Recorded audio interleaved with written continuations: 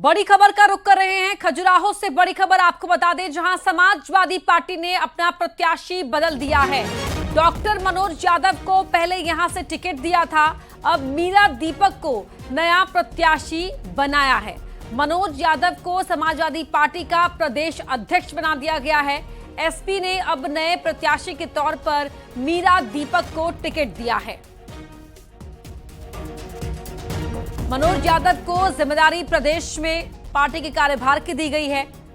प्रदेश अध्यक्ष बनाए गए हैं। मध्य प्रदेश में वो समाजवादी पार्टी के, पहले पार्टी ने उन्हें ही खजुराहो से उतारा था, अब उनके स्थान पर मीरा दीपक को प्रत्याशी बनाया गया है।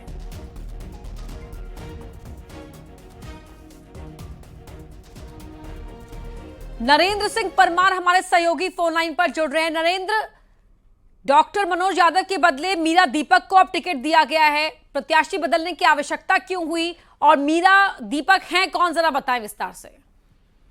देखिए, यहाँ पर हम दर्शकों को बता देना चाहते हैं कि मध्य प्रदेश की जो हाई प्रोफाइल सीट है, हाई प्रोफाइल होने की वजह यह है कि मध्य प्रदेश के जो भारतीय जनता पार्टी के प्रदेश अध्यक्ष हैं बीडी शर्मा, वो यहाँ से सांसद हैं और दूसरी बार भारतीय जनता पार्टी ने उनको फिर से यहाँ का उम्मीदवार बनाया है। और दूसरी तरफ बात करें इंडिया गठबंधन की, तो इंडिया गठबंधन के जो उनका समझौता हुआ है उसके तहत जो समाजवादी पार्टी में मध्य प्रदेश की इकलौती सीट खजुराहो लोकसभा आई है, जिसमें समाजवादी पार्टी को अपना प्रत्याशी चुनाव मैदान में उतारना।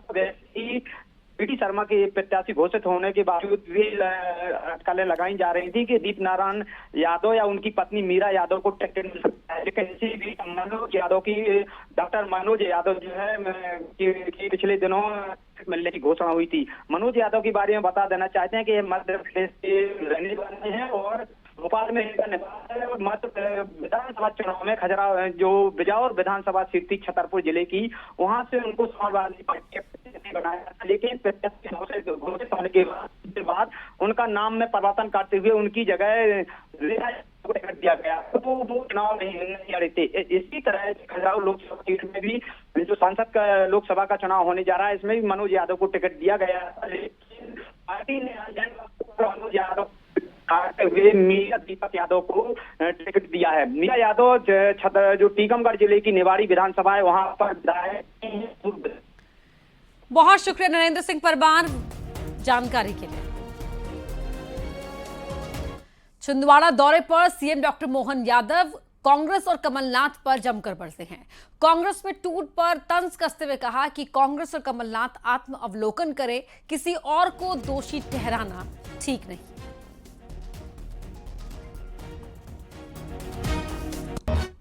के साथ हम जब जाते हैं तो जनता के लिए जाने के लिए हमारा मूल तंत्र अपनी पार्टी होती है। पार्टी में जुड़े हुए पदाधिकारी होते हैं और पदाधिकारियों का विश्वास अगर हमारे हाथ से उठने लगे तो हम दूसरों को दोष कैसे दे सकते हैं।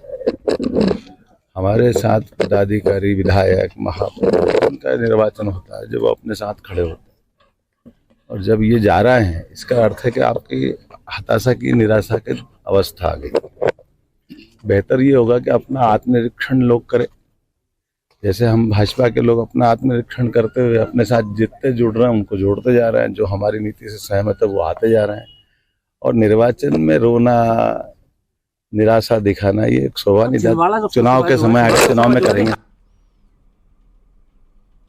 भोपाल में बीजेपी कार्यालय में बीजेपी महिला मोर्चा कार्य समिति की बैठक हुई, जिसमें लोकसभा चुनाव के लिए रणनीति बनाई गई। इसके तहत महिला मोर्चा 10 दिन का विशेष बूथ विजय संकल्प अभियान चलाएगा। लोकसभा चुनाव को ध्यान में रखकर हाथों में कमल की मेहंदी लगाई जाएगी और घर आंगन में कमल वाली रंगोली बनाई जाएगी। कमल दीपक जलाकर अभियान चलाया जाएगा। महिला मोर्चा लोकसभा स्तर पर सभी विधानसभा की संयुक्त बैठक आयोजित करेगा। हर बूथ पर कम से कम 10 से 15 बहनों की चौपाल आयोजित की जाएगी। साथ ही एक बूथ पर छोटी छोटी 5 बैठकें आयोजित करना जरूरी होगा। सभी कार्यक्रमों की जानकारी महिला मोर्चा प्रदेश दफ्तर तक पहुंचानी होगी।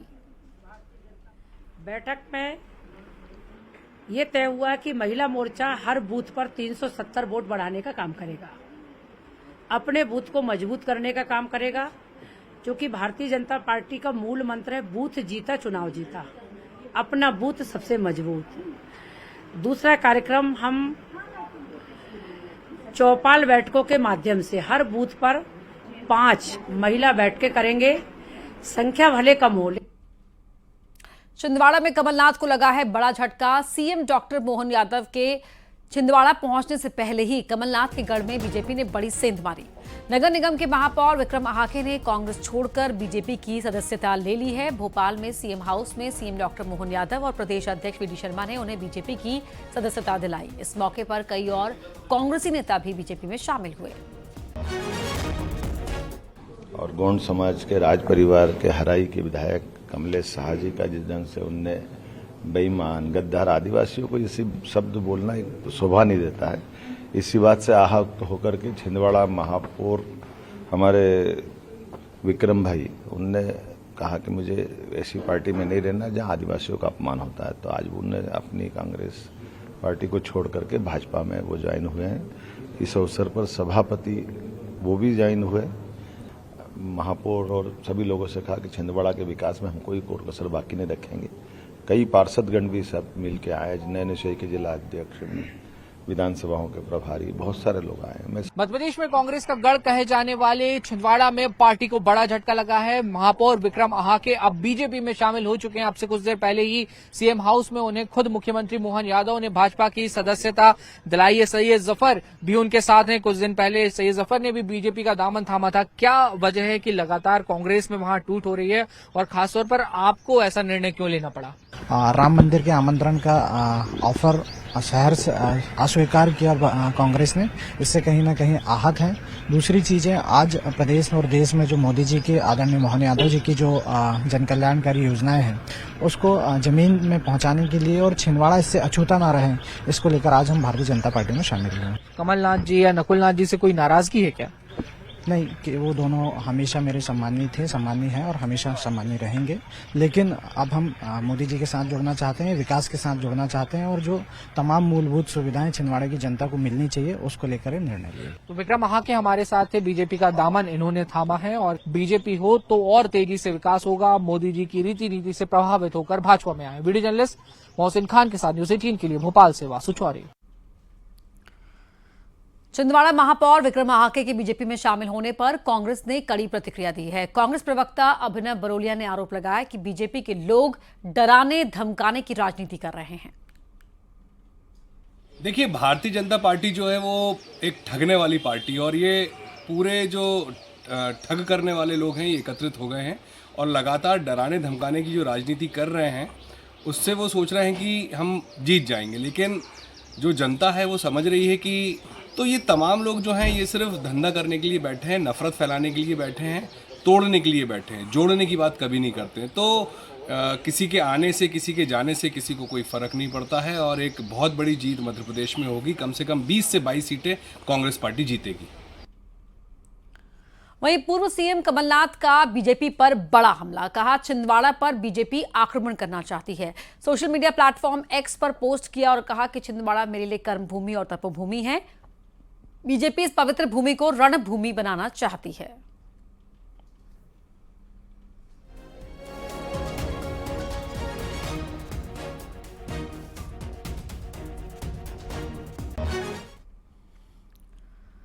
भोपाल नकुलनाथ के खिलाफ चुनाव आयोग में शिकायत दी गई है। चुनाव आयोग से मिला है बीजेपी का प्रतिनिधि मंडल। बीजेपी ने चुनाव आयोग को शिकायत पत्र सौंपा है। पूर्व विधायक कमलेश शाह पर बयान की शिकायत की है। जाति सूचक शब्दों के इस्तेमाल का आरोप लगाया है। हाल ही में बीजेपी में शामिल हुए हैं कमलेश शाह। हमने मुख्य निर्वाचन पदाधिकारी मध्य प्रदेश को लिखित में यह शिकायत करी है और चुनाव आयोग के द्वारा हमें यह आश्वासन दिया गया है कि हम इस पूरी कार्रवाई में संज्ञान में लेंगे और इसके पत्र के आधार पर जो नकुलनाथ जी के खिलाफ उचित कार्रवाई होगी वो करेंगे और हम जब तक कार्रवाई नहीं होगी तब तक मांग करते रहेंगे। मध्य प्रदेश में कांग्रेस अभी भी 3 प्रत्याशियों के नाम का ऐलान नहीं कर पाई है, जिस पर बीजेपी ने तंज कसते हुए कहा कि ऐसा लगता है कांग्रेस नामांकन के बाद अपने प्रत्याशी घोषित करेगी। पार्टी प्रवक्ता गोविंद मालू ने कहा कि उनके गठबंधन की भी ऐसी ही स्थिति है। कांग्रेस की ऐसी दुर्गति कभी नहीं हुई कि प्रत्याशी घोषित नहीं कर पा रहे हैं, न ही प्रत्याशी मिल रहे हैं। वहीं कांग्रेस ने तर्क दिया है कि इन सीटों पर अंतिम चरणों में चुनाव होना है, इन सीटों को लेकर चर्चा हो चुकी है पर और जल्दी ही उनकी घोषणा हो जाएगी। पार्टी में मंत्रणा हो चुकी है। आज शाम को केंद्रीय चुनाव समिति की बैठक के बाद इसमें निर्णय आने की उम्मीद है और जन जन के मन के उम्मीदवार तीनों सीटों पर हम कांग्रेस पार्टी आज दे देगी। नहीं सर, समीकरण तो नहीं बिगड़ गए, इतने नेताओं का दल बदल हुआ कोई समीकरण नहीं बिगड़े हैं। वोट जनता देती है और ऐसे नेता जो पिछले 20 साल से पार्टी में थे, उनके कारण पार्टी जो है वो सत्ता में नहीं आ पा रही थी, उनके जाने से मैं समझता हूँ कांग्रेस भार मुक्त हुई है। मध्य प्रदेश सरकार में मंत्री नरेंद्र शिवाजी पटेल पर कार्रवाई की जा सकती है। मंत्री नरेंद्र शिवाजी पटेल से बीजेपी हाईकमान खफा बताया जा रहा है। मंत्री के बेटे की गुंडागर्दी की घटना से पार्टी नाराज है, ये सोर्सेज बता रहे हैं।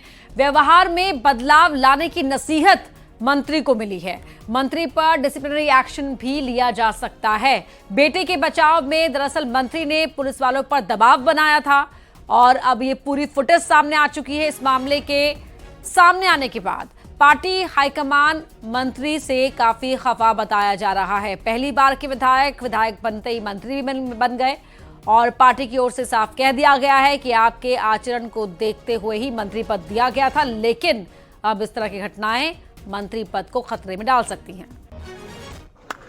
हमसे सीखो, सच बता रहा, हमसे सीखो कैसे मोटिवेटेड रह सकते हैं, हमसे सीखो।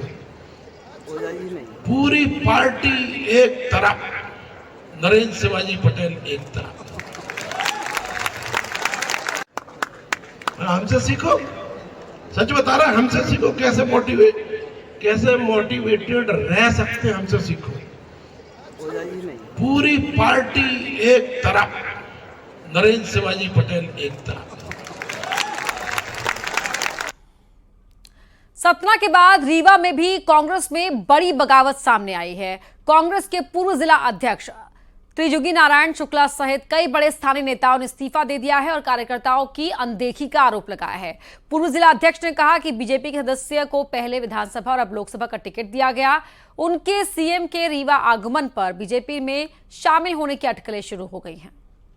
किसी भी मेंबर की होती, सुखेंद्र सिंह की होती न छोड़ते, राजन मिश्रा जी की होती न छोड़ते, कई लोग टिकट मांगते, देवराज सिंह की होती न छोड़ते। कांग्रेस के लिए काम किया है। देखिए नीलम और अभय मिश्रा जी का विरोध भाई, नीलम अभय मिश्रा पार्टी में काम नहीं किया इन लोगों ने। मेरा विरोध जैसे व्यक्तिगत विरोध नहीं है कुछ भी।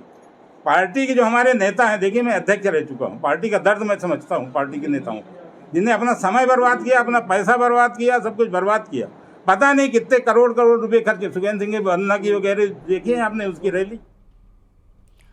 मंडला लोकसभा क्षेत्र के बीजेपी प्रत्याशी और केंद्र राज्य मंत्री फग्गन सिंह कुलस्ते की मंच से भाषण देते देते जुबान फिसल गई। उन्होंने डॉक्टर मोहन यादव को सीएम बनाए जाने को उनकी बड़ी चूक बता दिया, जिसका वीडियो वायरल हो रहा है।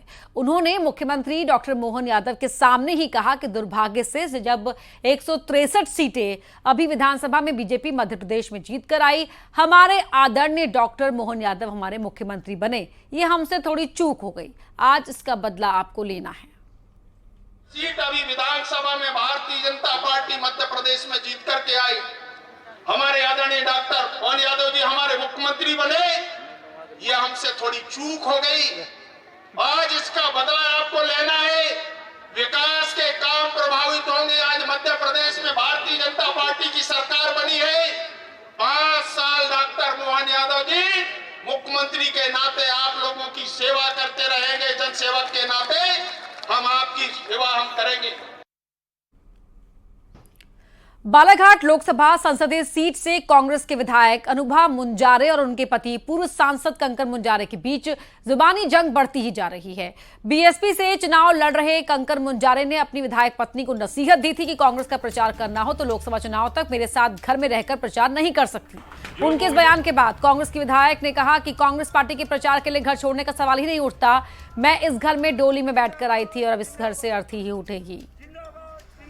जब मैं विधानसभा चुनाव में मैंने अपना घर नहीं छोड़ा तो अभी मैं अपना घर छोड़ के चुनाव प्रचार में क्यों जाऊंगी। चुनाव की रणभूमि में उतरती हूँ तो मैं अपनी कांग्रेस पार्टी की सिपाही हूँ, तो अपनी पार्टी के प्रति समर्पण का भाव, निष्ठा का भाव रख के अगर मैं चुनाव प्रचार में भाग लेती हूँ तो कहीं किसी भी तरह से तकलीफ नहीं होना चाहिए और घर छोड़ने का तो सवाल ही नहीं होता। पूर्व कृषि मंत्री सचिन यादव ने लोकसभा चुनाव में बीजेपी के 400 पार के नारे पर तंज कसा है। कहा कि इंडिया शाइनिंग की तर्ज पर इस नारे की हवा निकलेगी। न्यूज 18 से खास बातचीत में कहा कि 2004 के लोकसभा चुनाव में सोनिया गांधी ने इंडिया शाइनिंग की हवा निकाली थी, अब राहुल गांधी बीजेपी के दावे की हवा निकालेंगे।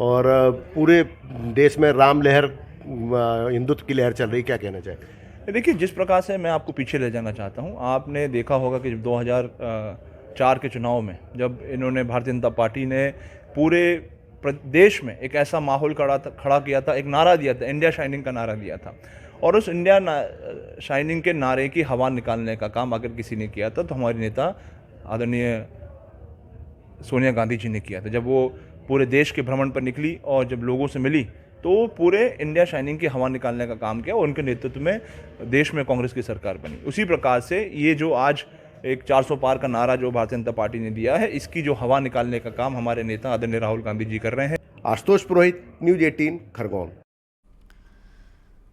शिवपुरी गुना संसदीय क्षेत्र से बीजेपी प्रत्याशी ज्योतिरादित्य सिंधिया की पत्नी प्रियदर्शनी राजे इस लोकसभा चुनाव में पहली बार अपने पति के लिए आज वोट मांगने निकली। इस दौरान वो शिवपुरी जिले की पिछोर विधानसभा पहुंची। इस दौरान पिछोर की मातृशक्ति और बीजेपी महिला कार्यकर्ताओं के साथ स्वागत गीत में झूमी भी।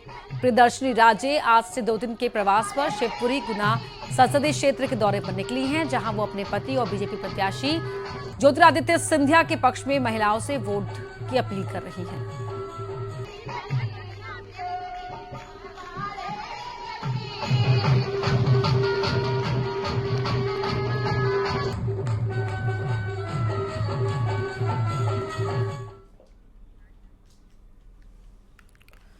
कांग्रेस पार्टी के बैंक खाते फ्रीज किए जाने और आईटी विभाग की ओर से 1823 करोड़ की जबरन वसूली का नोटिस देने के विरोध में बुरहानपुर में कांग्रेस ने एक वोट एक नोट अभियान का शुभारंभ किया है। कांग्रेस अब जनता के एक वोट, जनता के ही एक नोट से लोकसभा 2024 का चुनाव लड़ेगी। तांगे पर पार्टी का प्रचार और हाथों में नोट कलेक्शन के डब्बे लेकर सड़क पर कांग्रेसी निकले हैं और व्यावसायिक प्रतिष्ठानों पर पहुंचकर एक वोट के साथ एक नोट मांगा। कांग्रेस जिला अध्यक्ष ने कहा कि बीजेपी दमनकारी नीति अपनाकर लोकसभा चुनाव में कांग्रेस को दबाना चाहती है। और उनसे अपेक्षा भी है पार्टी पर या उसके चाहने वालों पर जुल्म करती है। करो जो कि भारतीय जनता पार्टी नहीं चाहती है कि देश में विपक्ष हो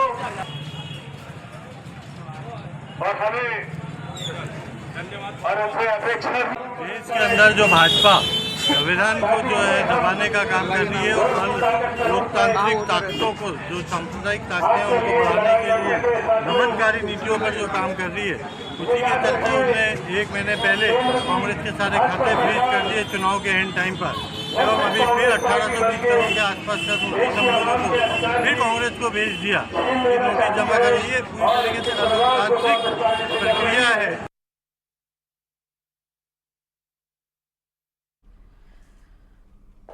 तो गुना से बीजेपी उम्मीदवार ज्योतिरादित्य सिंधिया की पत्नी प्रियदर्शनी राजे सिंधिया भी उनके चुनाव प्रचार में जुटी हुई हैं। हमने आपको बताया प्रियदर्शनी राजे ने बाजार जाकर लोगों के साथ जनसंपर्क किया। एक दुकान से उन्होंने पीले रंग की साड़ी भी खरीदी, तस्वीरें भी आप देखेंगे, और साथ ही बाजार में मौजूद महिलाओं और लड़कियों के साथ बातचीत भी की। जो फल विक्रेता हैं उनसे बातचीत की। बाजार में जो ग्राहक आए थे, लड़कियां, महिलाएं, उनसे भी बात की। साथ ही एक दुकान से पीली साड़ी भी खरीदी।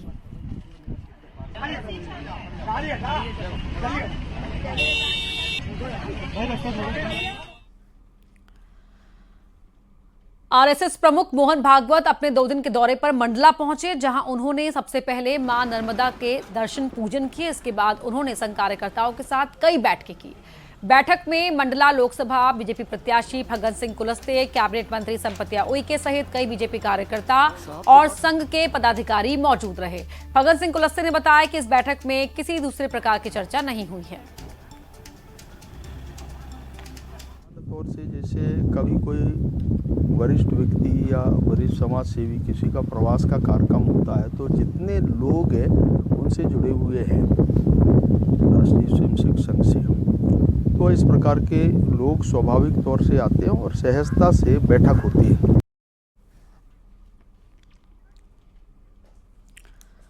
धार में भोजशाला का 11वें दिन का सर्वे का काम पूरा हो गया। एएसआई की टीम भोजशाला से रवाना हो गई। सर्वे के तहत खुदाई की जा रही है और मेजरमेंट मैपिंग, स्कैनिंग भी की गई है। इस दौरान सुरक्षा के पुख्ता इंतजाम किए गए। हिंदू पक्ष की ओर से सर्वे में शामिल गोपाल शर्मा ने कहा कि मुस्लिम पक्ष की याचिका खारिज होने से सर्वे की गति बढ़ेगी।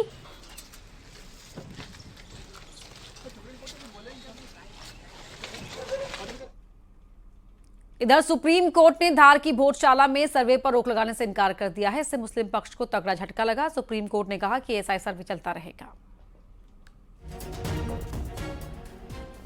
सुप्रीम कोर्ट ने साथ ही ये भी कहा कि सुप्रीम कोर्ट की इजाजत के बिना एएसआई रिपोर्ट के आधार पर कोई कार्रवाई नहीं होगी।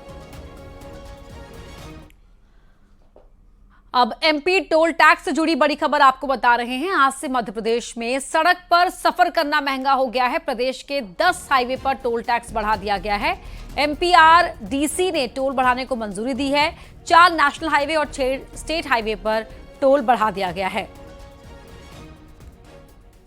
तो 1 से 7.5% तक बढ़ोतरी की गई है।